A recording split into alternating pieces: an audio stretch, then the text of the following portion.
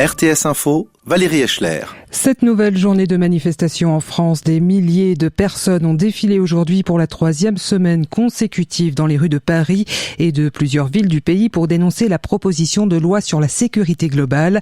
Ils la considèrent comme liberticide, une proposition de loi qui suscite depuis des semaines de vives critiques de la part de la gauche, des journalistes et des ONG de défense des libertés.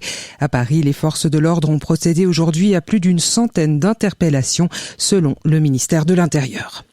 Le monde doit déclarer l'urgence climatique. L'appel aujourd'hui du secrétaire général de l'ONU, Antonio Guterres, un appel lancé lors d'un sommet en visioconférence destiné à relancer les efforts de lutte contre le réchauffement climatique 5 ans après l'accord de Paris. Antonio Guterres appelle les dirigeants à déclarer l'état d'urgence climatique dans leur pays jusqu'à ce que la neutralité carbone soit atteinte. Il estime que des efforts importants s'imposent dès maintenant pour réduire les émissions mondiales de 45% d'ici à 2030 par rapport au niveau de 2010. Aux États-Unis, les premiers lots de vaccins Pfizer-BioNTech contre le Covid-19 arriveront lundi matin dans les centres de vaccination du pays. Les autorités sanitaires américaines l'annoncent aujourd'hui. Elles avaient autorisé hier soir l'utilisation en urgence de ce vaccin. En Suisse, Twitter bloque le compte d'un conseiller national UDC. Dans une vidéo postée sur le réseau social, le conseiller national bernois Eric Hess appelait les Suisses à ne pas respecter les règles promulguées par le Conseil fédéral pour lutter contre la pandémie. Eric Hess suggérait que les personnes qui souhaitent se réunir en privé à plus de 10 personnes devaient annoncer officiellement créer une communauté religieuse, puisque pour les événements religieux, la limite est fixée à 50 personnes. Une vidéo qui a créé l'indignation sur les réseaux sociaux. Twitter l'a donc supprimé et a bloqué le compte du politicien.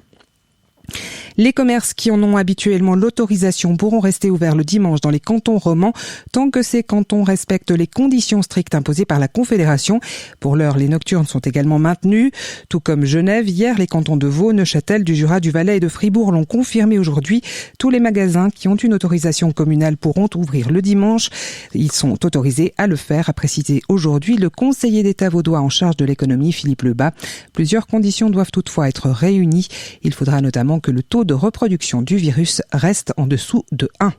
En football, Alain Geiger poursuit avec Servette. Le Valaisan de 60 ans a prolongé son contrat avec le club genevois jusqu'au 30 juin 2023. Arrivé à l'été 2018 à Genève, Alain Geiger a mené son équipe en Super League au printemps 2019. La saison dernière, Servette avait obtenu une 4e place synonyme d'Europa League. Météo, les précipitations vont progressivement diminuer cette nuit. Demain, le temps sera encore très nuageux le matin.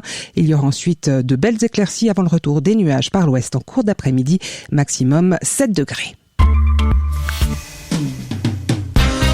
Cœur à cœur,